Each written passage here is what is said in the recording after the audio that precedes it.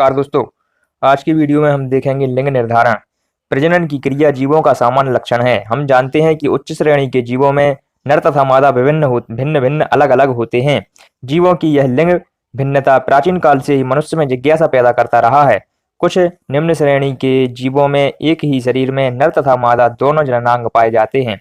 दूसरी ओर उच्च श्रेणी के प्राणियों में तथा अनेक पौधों में नर तथा मादा जननांग अलग अलग जीवों में होते हैं। ये क्रमशः नर तथा मादा जीव कहलाते हैं। ऐसे जीवों में नर तथा मादा दोनों ही नर तथा मादा होने की सुनिश्चितता ही लिंग निर्धारण कहलाता है। लिंग निर्धारण की परिभाषा देखते हैं। लिंग निर्धारण एक ऐसी प्रक्रिया है जिसके द्वारा हम जानते हैं कि जन्म लेने वाला प्राणी नर है या मादा। लिंग निर्धारण गुणसूत्रों पर निर्भर करता है जिन्हें लिंग गुणसूत्र कहते हैं। इन्हें एलोसोम भी कहते हैं। अधिकांश जीवों में ये दो प्रकार के होते हैं, एक्स तथा वाई। मनुष्य में अनेक जंतुओं में वाई गुणसूत्र की उपस्थिति पुरुषत्व को निर्धारित करती है। इसके चलते इसे एंड्रोसोम भी कहते हैं। इसके एक भाग पर पुरुषत्व अर्थात नर होने के लिए उत्तरदायी जीन पाया जाता है। इस जीन को टीडीएफ कहा जाता है। टीडीएफ फुल फॉर्म है टेस्टिस डिटर्मिनेटिंग फैक्टर। यह शायद अब तक खोजे गए समस्त जीन्स में सबसे छोटा होता है। इसकी लंबाई मात्र 14 क्षार युग्म होती है। मादा में यह पूर्ण रूप से अनुपस्थित होता है। लिंग गुणसूत्र एक लिंगी में समरूपी तथा दूसरे लिंग में विषमरूपी हो सकते हैं। उदाहरण के लिए मनुष्य का नर विषमरूपी तथा मादा का समरूपी होती है। इस कारण से मादा केवल एक प्रकार के गैमीट एक्स तथा नर दो प्रकार के गैमीट एक्स एवं वाई बनाता है।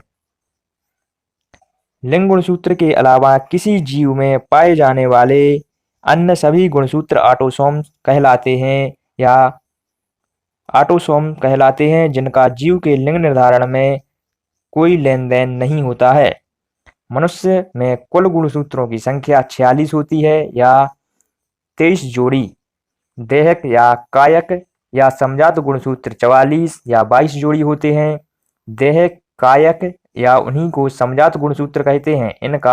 इन्हें ऑटोसोम्स समजात मीन्स ऑटोसोम्स भी कहते हैं। इनका लिंग निर्धारण में कोई महत्व नहीं होता। ये 44 या 22 जोड़ी होते हैं। एलोसोम या लिंग गुणसूत्र 2 या 1 जोड़ी होते हैं। नंबर में 2 होते हैं तथा पेयर्स में 1 जोड़ी लिंग गुणसूत्र होते हैं। नर में लिंग गुणसूत्र की संख्या एक्स तथा वाई बराबर एक्स वाई या 2 होती है। मादा में भी लिंग गुणसूत्र की संख्या 2 होती है, बट ये सेम होते हैं, एक्स एक्स ही होते हैं। गुणसूत्र आनुवंशिक गुणों के वाहक होते हैं।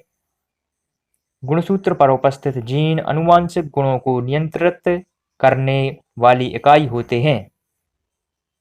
लिंग निर्धारण की प्रक्रिया देखेंगे। इसमें जनक जो माता पिता नर या मादा होते हैं, नर गैमीट को इस प्रकार से दर्शाते हैं तथा मादा गैमीट को इस प्रकार से दर्शाते हैं।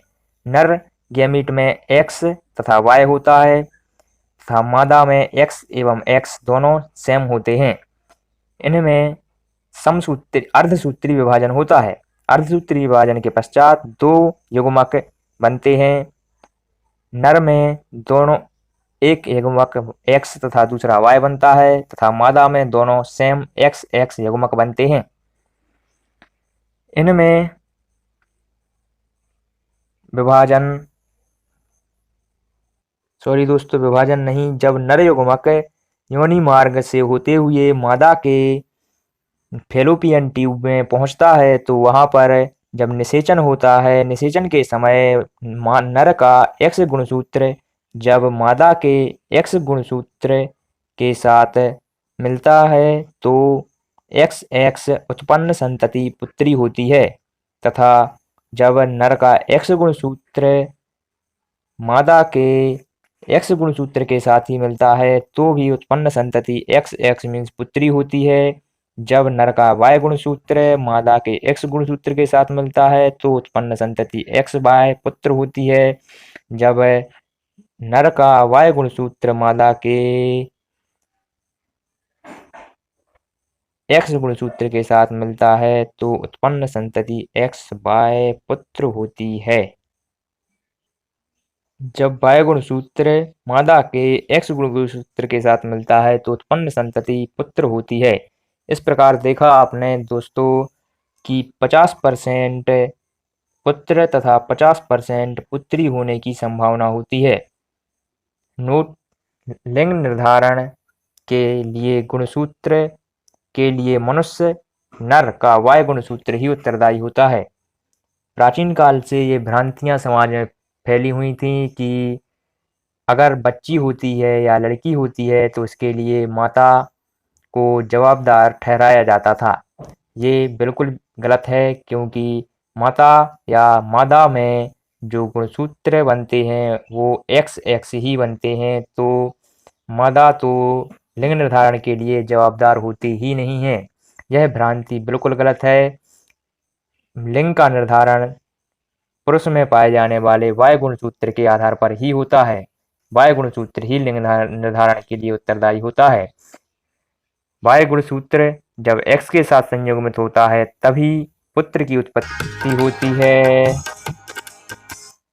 तथा जब एक्स गुणसूत्र मादा के एक्स गुणसूत्र के साथ मिलता है तो पुत्री की उत्पत्ति होती है। अतः मादा लिंग निर्धारण के लिए बिल्कुल भी रिस्पॉन्सिबल नहीं होती है। लिंग का निर्धारण पिता के वाय गुणसूत्र के द्वारा ही होता है। अतः लिंग निर्धारण के लिए माता या पिता किसी को भी उत्तरदायी ठहराना गलत है। माता को तो पूर्णतः गलत है, माता को उत्तरदायी ठहराया जा ही नहीं जा सकता। विज्ञान ने अभी इतनी उन्नति नहीं की है कि निषेचन से पहले ही यह जानना जाए कि निषेचित होने वाला युग्मक में गुणसूत्र एक्स है या वाई।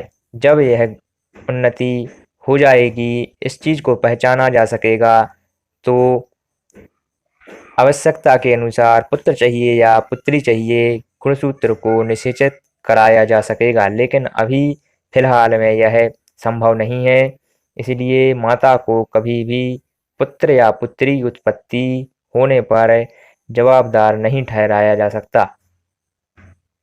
देखते हैं लिंग निर्धारण संबंधित कुछ मुख्य बिंदु। यहाँ से क्वेश्चन पूछे जा सकते हैं। स्त्रियों में पाए जाने वाले लिंग गुणसूत्र समरूपी एक्स एक्स होते हैं, जबकि पुरुष में पाए जाने वाले लिंग गुणसूत्र विषमरूपी एक्स वाई होते हैं। पुरुष के कान पर पाए जाने वाले बाल के लिए भी उत्तरदायी जीन भी वाई गुणसूत्र पर पाए जाते हैं। इस घटना को हाइपर ट्राइकोसिस कहते हैं। मनुष्य में नर के जो कान पर उगने वाले बाल के लिए रिस्पॉन्सिबल उत्तरदायी जीन वाई गुणसूत्र पर पाए जाते हैं। इस घटना को हाइपरट्राइकोसिस कहते हैं। मादा स्तनधारियों में एक गुणसूत्र निष्क्रिय होता है, जिसे बार बॉडी कहते हैं। रंग वर्णांधता तथा हीमोफीलिया यह लिंग संलग्न रोग हैं। ये क्वेश्चन आईएमपी है दोस्तों। लिंग संलग्न रोग कौन कौन से हैं? रंग वर्णांधता तथा हीमोफीलिया ये दोनों लिंग संलग्न रोग हैं। कोई भी लिंग संलग्न रोग पुरुष में स्त्रियों की अपेक्षा अधिक होता है। स्त्रियों की अपेक्षा कोई भी लिंग संलग्न रोग पुरुष में अधिक होता है।